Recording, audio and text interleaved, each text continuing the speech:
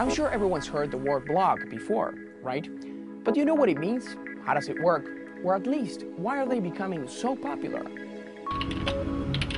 A blog is a place online where someone can individually post information and their opinions about any subject. It's basically like a publication that's just for one person or a small group of people.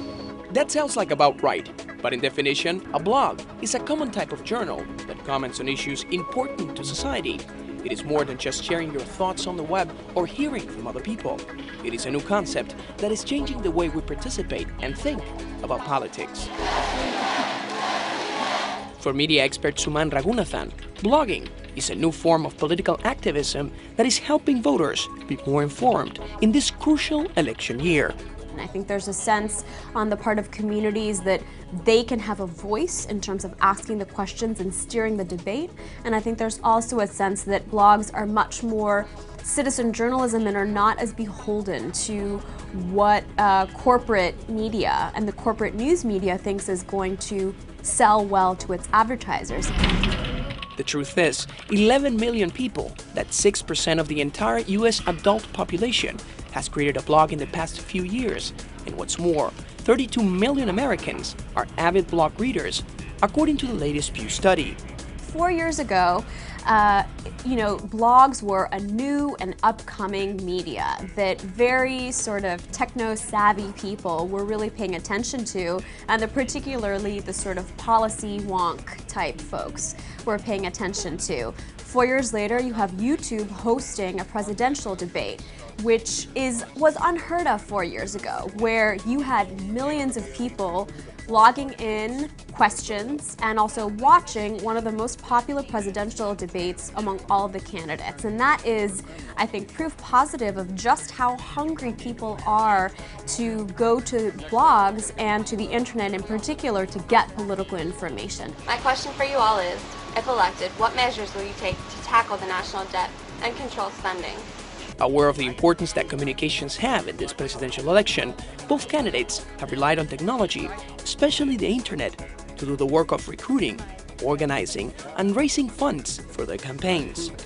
John McCain, the true conservative. Websites like BarackObama.com and JohnMcCain.com have created a forum for voters to discuss important issues and take action in different parts of the country. The candidates have really kind of wised up to this whole idea that they can, in some ways, directly get to voters and to grassroots communities by going straight to the source and by getting their information and their message straight to the source, whether it's in Spanish, Chinese, Urdu, Hindi, whatever the language is, and they're able to bypass in some ways this kind of mediation that's been done by traditionally the news media themselves. For many experts, these social networks serve as a great tool for candidates to stay in touch with the real world outside Washington and to be more effective in creating national policies that will affect different communities. I know that's right. But one of the criticisms about blogs is their accuracy. Since anyone can write a blog or comment on one, the question is, how reliable is their information? I think it's a good place to get opinions, and sometimes, yeah, I get a lot of news from blogs, but I don't necessarily accept it as truth per se.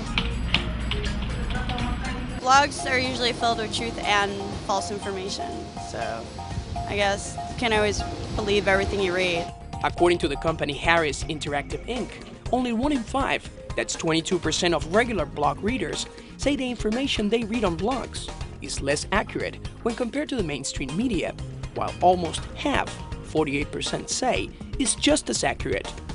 I think a lot of blogs are very reliable, and I think, as is the case with whether it's television or radio, there's a spectrum of reliability. I think a lot of blogs are incredibly well-informed, well-researched, and really function as virtual newspapers, except in a much faster response time. Experts cannot estimate exactly how influential bloggers will be in this presidential election, but they agree on one thing. With so much information going around in this political season, blogs seem to be the best way to stay on top of what's happening. Francisco Gallo for Destination Casablanca.